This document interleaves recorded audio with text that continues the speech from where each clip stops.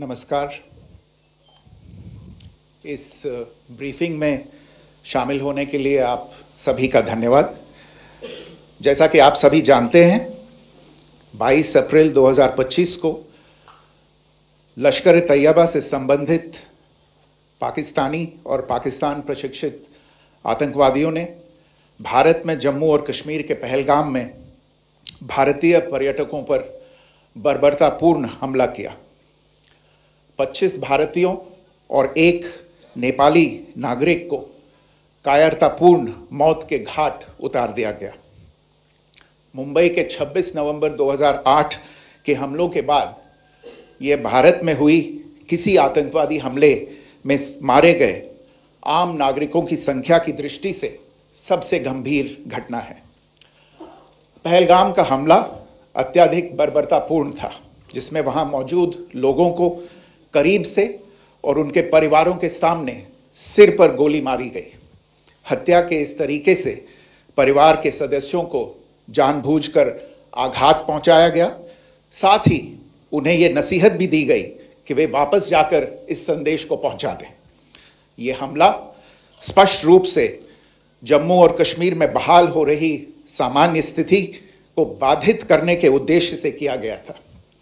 चूंकि पर्यटन फिर से अर्थव्यवस्था का मुख्य आधार बन रहा था, इस हमले का मुख्य उद्देश्य इसे प्रतिकूल रूप से प्रभावित करना था। पिछले वर्ष आप सभी जानते हैं, 2.25 करोड़ से अधिक पर्यटक कश्मीर आए थे। इस हमले का मुख्य उद्देश्य इसलिए संभवतः यह था कि इस संघ राज्य क्षेत्र में विकास और प्रगति को नुकसान पहुंचाकर इसे पिछड़ा बनाए रखा जाए और पाकिस्तान से लगातार होने वाले सीमा पार आतंकवाद के लिए उपजाऊ जमीन बनाने में सहायता की जाए। हमले का यह तरीका जम्मू और कश्मीर और शेष राष्ट्र दोनों में सांप्रदायिक दंगे भड़काने के उद्देश्य से भी प्रेरित था। इसका श्रेय सरकार और भारत के सभी नागरिकों को दिया जाना चाहिए कि इन प्रयासों को विफल कर दिया गया।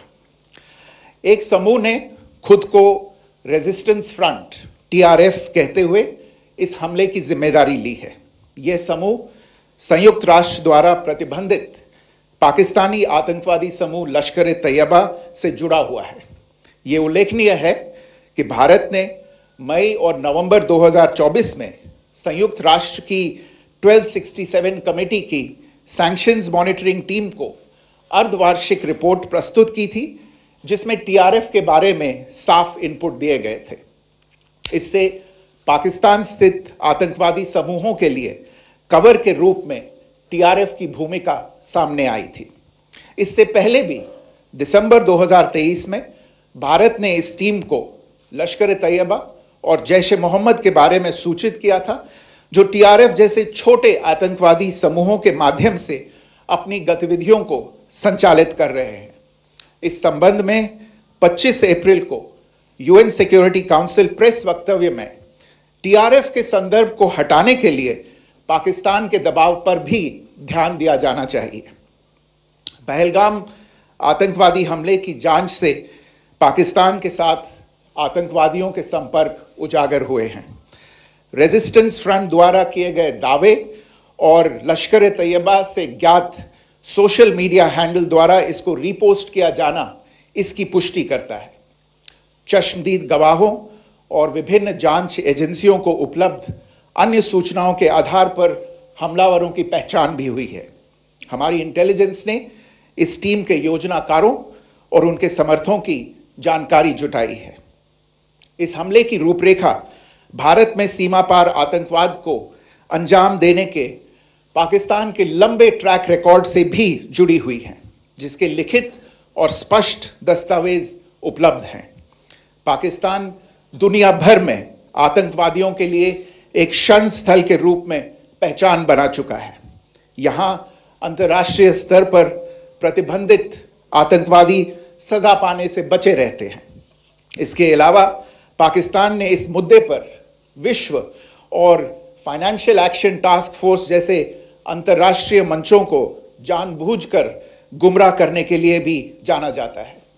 साजिद मीर का मामला, जिसमें इस आतंकवादी को पाकिस्तान ने मृत घोषित कर दिया था और फिर अंतर्राष्ट्रीय दबाव के परिणाम स्वरूप वो जीवित पाया गया, इसका सबसे स्पष्ट उदाहरण है। यह स्वाभाविक है कि पहलगाम में हुए इस हमले से जम्मू और कश्मीर के साथ साथ भारत के अन्य भागों में भी आक्रोश देखा गया। हमलों के बाद भारत सरकार ने स्वाभाविक रूप से पाकिस्तान के साथ संबंधों को लेकर कुछ कदम उठाए। आप सभी उन निर्णयों से अवगत हैं जिसकी घोषणा 23 अप्रैल को की गई थी। तथापि यह आवश्यक समझा गया कि 22 अप्रैल के हमले के अपराधियों और उनके योजनाकारों को न्याय के कटघरे में लाया जाए। हमलों के एक पखवाड़े के बाद भी पाकिस्तान द्वारा अपने क्षेत्र या अपने नियंत्रण वाले क्षेत्रों में आतंकवादियों की इंफ्रास्ट्रक्चर के विरुद्ध कार्रवाई करने के लिए कोई स्पष्ट कदम नहीं उठाया गया है। उल्टे वो इनकार करने और आरोप लगाने में ही लिप्त रहा है। पाकिस्तान आधारित आतंकवादी मॉड्यूल्स पर हमारी खुफिया निगरानी ने संकेत दिया है कि भारत के विरुद्ध आगे भी हमले हो सकते हैं।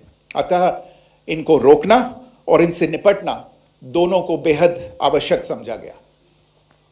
आज सुबह, जैसा कि आपको ज्ञात होगा, भारत ने इस तरह के सीमा पार हमलों का जवाब देने और उन्हें रोकने तथा उनका प्रतिरोध करने के अपने अधिकार का प्रयोग किया है। यह कार्यवाही नपीतुली, नॉन एस्केलेटरी, आनुपातिक और जिम्मेदारीपूर्ण है। यह आतंकवाद की इंफ्रास्ट्रक्चर को समाप्त करने और भारत में भेजे जाने वाले संभावित आतंकवादियों को अक्षम बनाने पर केंद्रित है। आपको यह भी स्मरण होगा कि 25 अप्रैल 2025 को संयुक्त राष्ट्र सुरक्षा परिषद ने पहलगाम आतंकवादी हमले पर एक प्रेस वक्तव्य जारी किया था, जिसमें आतंकवाद के इस निंदनीय कार्य के अपराधियों, आयोजकों, फाइनेंसरों और प्रायोजकों को जवाबदेह ठहराने और उन्हें न्याय के दायरे में लाने की आवश्यकता पर जोर दिया गया था। भारत की आज की इस कार्रवाई को इसी संदर्भ में देखा जाना चाहिए।